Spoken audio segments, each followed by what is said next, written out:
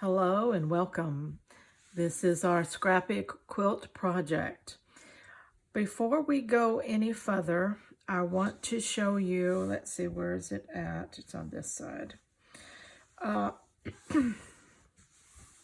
When I talked about taking up some slack, when a side starts to stretch on you and you start getting fabric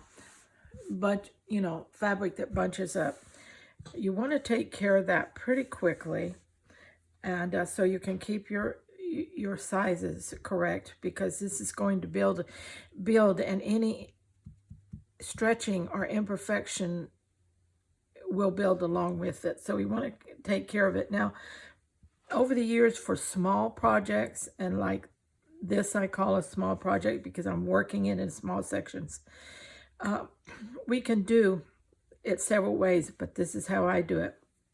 Taking from my old garment sewing days, I take a small little dart.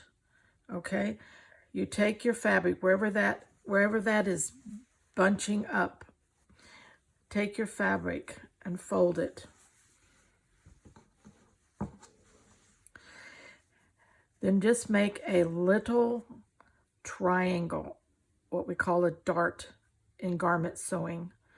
That dart is designed to take up unwanted length or space.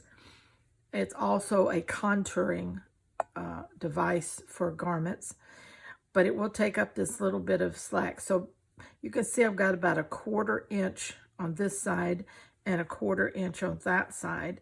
So that tells me I'm going to have a 1/2 inch. I'm going to pull in a 1/2 inch, a 1/4 inch on each side. It's going to total a full 1/2 inch. Okay, so when I open it up, and this on the back is not going to be a big deal. You're not even going to know it's there when the quilt is made. But now this is where it is on the front. Okay, now what I am going to do is I'm going to go in here and I'm going to hand stitch right down that where I did that and catch this on the back side. I haven't done that yet, but I'm going to do that. And you can see that that is not going to be seeable in the whole scheme of things when it's done. All right, if you get any kind of a pucker or a dip that you just can't live with, well, just put something on it. Here's a cluster. I could just put that cluster right there and you would never know that that's there. Okay, improvising when we're creating with scraps is so important, because nothing is exact, nothing is planned, nothing has to come out just on point. There are going to be imperfections. There's going to be things that we have to work around and work with. So when we're doing something like this, I mean, what's another embellishment or another piece of scrap on top? That's just, adds embellishment. So don't overthink this project, okay? It's not about perfection. It's just about getting these scraps in here the best way that we can, keeping our quilt as best sized without stretching that we can, and then working with it. And if problems come up, we'll find a way to fix it or camouflage it. In this case, we did a little fixing, and we could do a little camouflaging if we needed to, okay? So now, that being said, I think I was on this side on the last video, because we talked about this piece here that wasn't all just strings, but it was actually a little collaged piece. And could you use other pieces besides strips and strings? Absolutely. It's your quilt. You put in it what you want. And it works in beautifully with all the strips and strings, okay? Then we came down and we put all this in. We did the long piece in here. We broke it up with some little triangles and other pieces just so we don't have long linear lines. We don't need that. Okay. Then I turn the corner, and I'm working on this end here, and sewing right now, sewing this strip across. I have my sections covered, and this was the section covering here. I did have to do a little adjusting on this back side because I had a piece of batting that just wasn't straight. So I just adjusted out for it, put a reinforcement piece on the back, and then this here also acts as reinforcement, and it's very strong. You never know there's any adjusting going on in there. And in this case, I had to do a gap adjustment in there. It wasn't wide enough to add any extra pieces in, but just doing the reinforcement front and back is all it's going to take to handle that. And then this across here. Now, I wanted to use this piece even though it was a fraction off. So you can see that when I come down this side, I'm going to be about 1/8 to 1/4 off. It's another adjustment piece. And one that wide, I will probably put a little sliver of batting in there and cover that. Okay.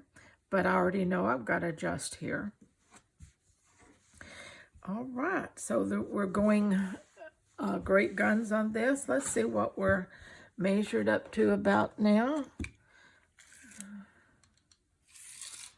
We're at 25 approximately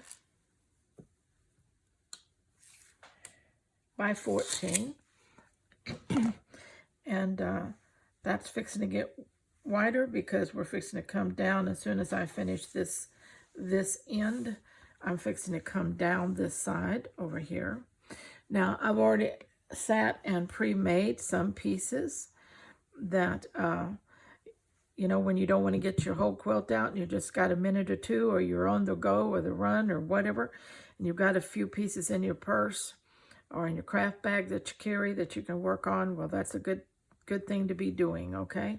So those are ready to go when I finish this and get ready to come down the other side. All right. So, okay, let me stitch this one away, and then I'll be back. Well, I did get this corner turned, and I am going to be, I have finished all the stitching on this end piece that I put in. Now, one of the things I'm going to start doing so I can remember when I grab this quilt again, where I want to begin, is I'm going to start pinning a triangle, and I'm going to start pinning it on the back in the direction that I want to go next. So I've just turned this corner from this piece over here down this side, and I want to start up this side. So now when I have the quilt on here, this is going to tell me this is where I want to go, okay? It doesn't really matter, but if you're going around systematically, or if you have a certain pattern, or if you're shifting colors in a certain way, this is perfect. Now for me, I don't really have to do this, okay? Because my color pattern is all over the place, and I am not designing by specific color sections. What I am trying to do is go around the piece evenly, and so not work two sides and one end, that type of thing.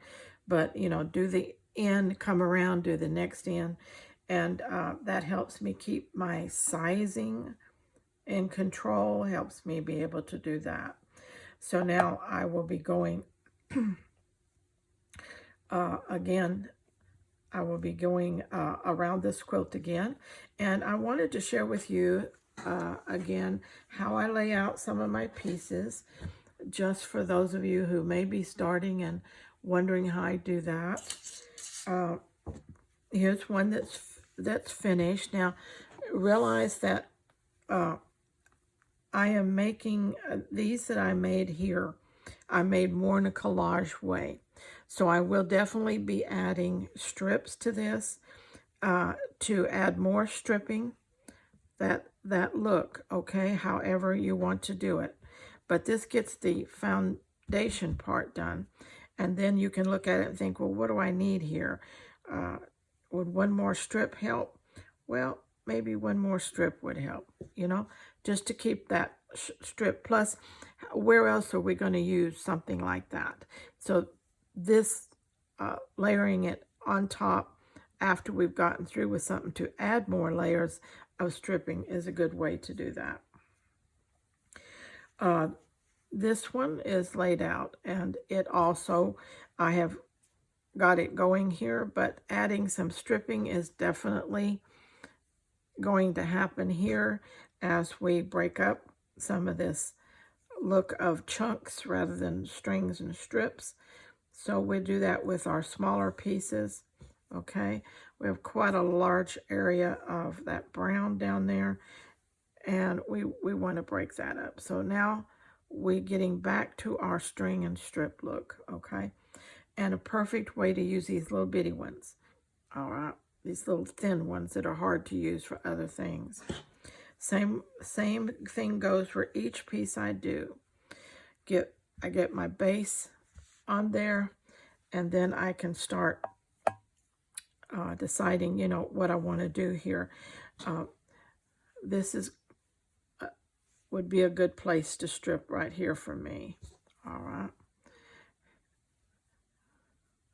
I think across there with a long piece would be good.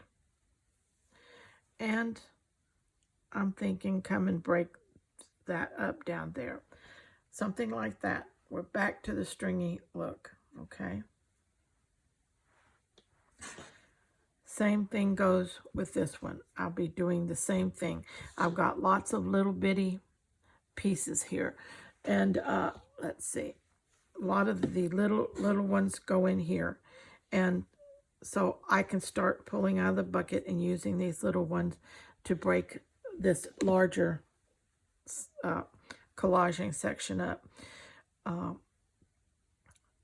make several of these, and then I will also come back and do somewhere again where I just simply linear stitch my strips so that I keep continuity. I don't want everything in one thing, so I keep continuity. By that I mean it does have a strip look, and I need to have ever so often, like this is a collage looking one, but this is a stripped looking one, and this is a stripped looking one, okay? Down here, this is more collaged, but this is stripped all along in here, and this is diagonally stripped. So you keep your continuity together by not losing your strip and string look, okay? However you want to play that out. You can play it out by strictly placing them on top, or you can every once in a while do your linear piece where you just lay out all your strips on your batting and sew them down, okay? So anyway, this next section I'm doing in this way, and then when I grab some more batting to do that, I'm going to do some stripping linear ones, and then I'll be mixing those up as I put them in. I'm going to get about 6 or 8 of these ready to go, and I've got 4 here. If I get 4 more, I can get a good 2, maybe 3 sides of this quilt done with the next run, okay? So it takes more of these as your quilt gets bigger, of course, because you've got more length and width to cover. So just get some done in advance, and if you're like me, I like to do several. I like to finish a side especially when I'm lacing everything together, make sure that it's keeping its proportion. I like to complete one side at least, and so it's getting to where I need more sections to do that. So anyway, that's where I am on my quilt, and in the very beginning I backed off to try to give you a shot of how it looks all together. I hope that you could see that well. And I'll be doing that as I go along, and laying it on the bed or across a couch or somewhere where you can get a sense of size, proportion, and overall look of it. Again, I want to thank everyone for their comments. You have been so encouraging. And, you know, I am kind of a rogue rebel artist when it comes to fiber art and things like quilting. I've done it all traditionally. I'm 78 years old and I've crafted all my life. I've done it all traditionally. I know how to make traditional quilts. But as years go by, you sink into what you love the most. And I love the artistic feel of making do, taking something like scraps and making something beautiful out of it. I love improvisation. I love when you have to figure out a problem and make it work. I love, for instance, when I started this quilt, I thought not everybody has a sewing machine. I want them to know that they can make a quilt without a sewing machine. And I want, not everybody has yards and yards of new quilting fabric. I want them to know that if they have scraps or if they have fabrics they can cut up, old clothes and sheets and things like that, if they can go thrifting for cheap fabrics, they can make beautiful quilts. And so, you know, I'm not doing this in any way to say that traditional quilting is not a wonderful, beautiful art. It is, but it's just not what I want to do, and it's not what a lot of people want to do. So I wanted to be able to make a pathway to show a path through the dark tunnel of how you can do this with what you got, and just start sewing and creating and do it your way. You know, do it your way. And you can take what I'm doing here, improvise, tweak it, do what you want to with it, but do it your way and make it work. And I hope that I give you some inspiration. I hope that I give you ways to do things maybe you hadn't thought about before, and to prove to you through the process that we're going to come out with a beautiful, strong, sturdy lap quilt that's all made with bits and pieces, strings, strips, and snippet-sized pieces of fabric, okay? We're going to do that, and it's going to be beautiful. Okay, till next time, let's all stay scrap happy.